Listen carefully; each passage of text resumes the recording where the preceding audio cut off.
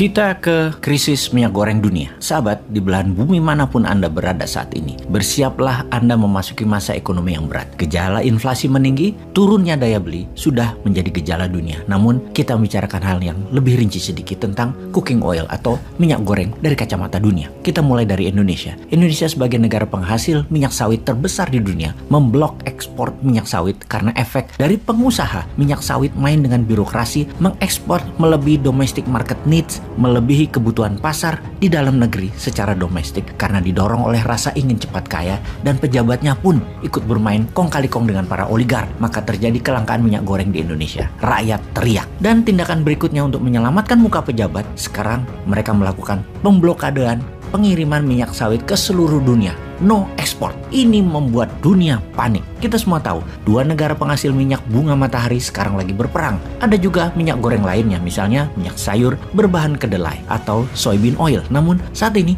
mereka lagi kena masalah dengan iklim yang ekstrim. Terlalu panas di beberapa tahun ini menyebabkan banyak kekeringan yang membuat banyak gagal panen. Juga canola oil mengalami masalah yang sama. Pertanyaannya, bagaimana Anda mendapatkan cooking oil dengan semua masalah itu di dunia? Memang tidak semua masakan memerlukan cooking oil, tetapi tetap saja diperlukan. Bahkan Anda memakan salad sekalipun terenak disiram sedikit olive oil atau minyak zaitun pada salad dressingnya atau mayonesnya. Minyak goreng ada sedikit di mana-mana pada setiap masakan utama, pada saat memanggang, menumis, bahkan pada tepung untuk pizza pakai cooking oil. Dan saat ini supply cooking oil mulai terbatas. Apa rencana kedua Anda? Apa kita harus menimbun minyak goreng di rumah? Sejauh ini, cooking oil di seluruh dunia sudah meningkat 23% harganya. Di Indonesia, bahkan lebih tinggi lagi. Kita rincikan akar masalahnya. Ukraina mengekspor 5,4 juta ton minyak bunga matahari per tahunnya dan memenuhi hampir 50% kebutuhan sunflower oil dunia. Karena sedang berperang, tidak ada lagi suplai dari Ukraina terhadap minyak bunga matahari tersebut. Rusia juga penyedia sunflower oil sekitar 20% kebutuhan dunia, dan Rusia sedang kena sanksi ekonomi saat ini. Kita ke Kanada sekarang. Sebagai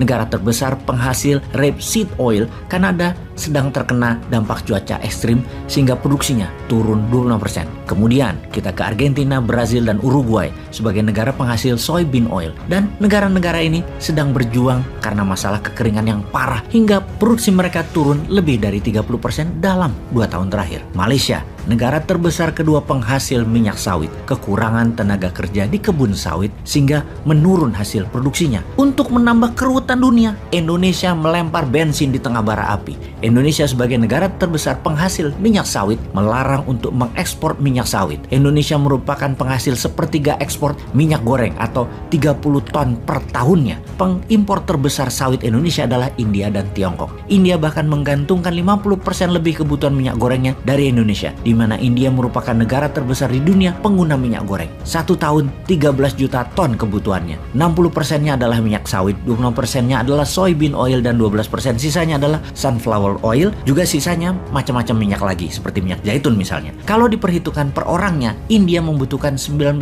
kg minyak goreng cooking oil per tahunnya. Kebutuhan tersebut Indonesia memenuhi lebih dari 50%, kemudian Malaysia 30%. Diperkirakan India, efek kekurangan cooking oil dan terbatasnya persediaan akan membuat harga naik cooking oil tersebut mendekati 30% dan akan membawa 1% inflasi di India. Bayangkan, Indonesia bisa membuat India inflasi. Ini membuktikan Indonesia negara global player sejak awalnya. Memang takdirnya Indonesia itu adalah jadi negara besar. Secara keseluruhan dunia, sekarang harga minyak sawit sudah meningkat 55% di pasar Amerika. Harga soybean meningkat 27%. Rapeseed oil naik 50% di Eropa juga Amerika, dan semua ini kedepannya akan semakin buruk. Jadi sebagai konsumen, apa yang harus Anda lakukan? Menimbun minyak goreng di rumah? Karena di Eropa Barat saat ini, semua minyak goreng, sunflower oil, rapeseed oil, olive oil hanya boleh membeli tidak lebih 2 botol minyak goreng per orangnya. Semua sudah dibatasi. Ada lagi kemungkinan lain, di mana 15% cooking oil ini dipakai sebagai